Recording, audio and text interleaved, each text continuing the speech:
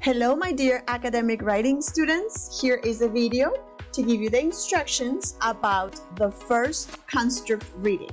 I know we did this in class, but I just don't want anyone to be confused when you are working on this task. So join me to have all the instructions for this. Okay, now we are in Google Classroom. So in our Google Classroom, you have a topic that is called Preparing the First Construct. I want you to pay close attention to this because here are the dates where you are supposed to upload each one of the parts of this task.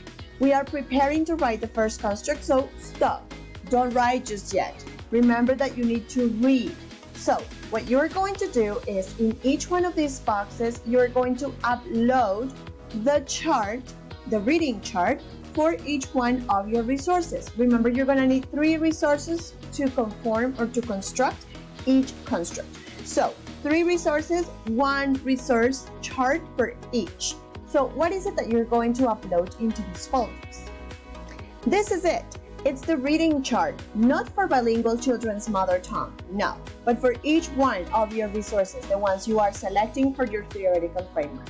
Why did I choose Camilo's example? Because it is well done and complete. So remember that the purpose of doing this reading chart is to have all the information in one place, is to have the quotes that you're going to be using in your text. So remember that quotes or direct quotations are these informations in quotation marks that you're going to be citing inside of your text. For that reason, it is crucial that you have page numbers. You may have ideas that you don't want to quote exactly verbatim, meaning word by word, but that you want to paraphrase. Still, you're going to need to have the page number. It's better, okay?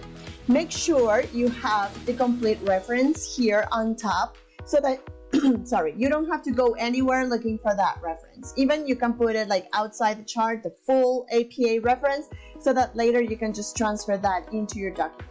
So you're going to read your document and you're going to make your annotations. You're going to write the important information from that text. Remember, you don't have to read an entire book. You need to find information about definitions, concepts, and about history.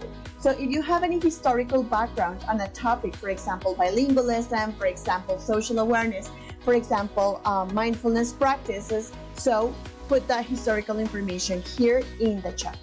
So you do your chart, you upload your chart in the corresponding space, reading chart construct 1 on February 26th, reading chart 2 construct 1 March 1st, and reading chart 3 construct 1 March 2nd. So you do that, you have your 3 reading charts, and what you're going to do is to create a mind map, okay? So I'm going to show you an example of that. So this is Eduardo's mind map. Eduardo Henao, thank you very much, from last semester. He recorded his face, as I'm doing right now with Screencast-O-Matic, and he talked to me about his video, about his mind map. So as you can see, I mean, we are in this moment in the recording. Learn. And the last one is the self-determination theory. It was very important theory. You see, Eduardo moves his mind map. So he first created the mind map using a website, and then he recorded it using another. So what can you use for that? Ta-da! You can use any of these websites to create and record your mind map. You can use iMindMap, MindUp, Lucidchart, MindMeister to create the mind map, or Padlet, or as I said to you in the classroom, do it by hand and take a picture, okay? Later, what you're going to do is use a website like Loom. Loom creates a Google extension that you can just add into your Google Chrome. Screencast-O-Matic, which is the one I'm using right now, and I'm gonna move myself here, Screencastify. That's another one that creates a window into your Google Chrome page. So you first create your mind map based on the 3 different resources for your construct, and then you record the video. I'll show you an example of a mind map. Give me 1 second. So now that I recall, Miro.com is another website that is good for mind maps. A lot of my students used that last semester. So as you can see here, this is Juliet Santamaria's mind map. Thank you so much, Juliet.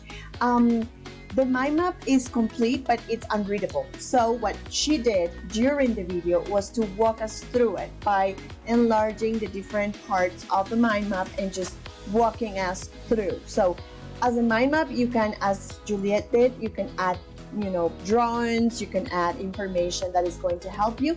However, this mind map has something that needs to be corrected, and it's the references. You need to add the references. So if the adolescent brain is a reading by Stein 2016, you should put that into the name, right?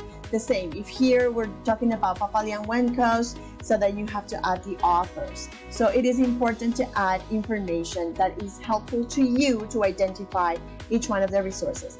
Also remember that in a mind map, the idea is to keep it short, to avoid sentences, and to have keywords. Yeah, that's the idea of doing a mind map.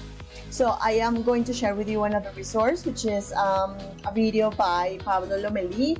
I love that YouTuber, so he talks about how to do mind maps, so I'll share that with you. But basically, this is what you need to do. So once you are done with that part, you come here and you upload the mind map and the recording, as you are going to see here. For example, in Juliet's, you see the mind map and you see the recording within the same page. Okay, so well guys, I hope this was good. Wait a second. Yeah, I hope it was good for you to clarify how to prepare your first construct. If you still have any questions, don't hesitate to ask. I'll be around on WhatsApp, on our Google Classroom page, or wherever you need me. Okay, so good luck and see you around.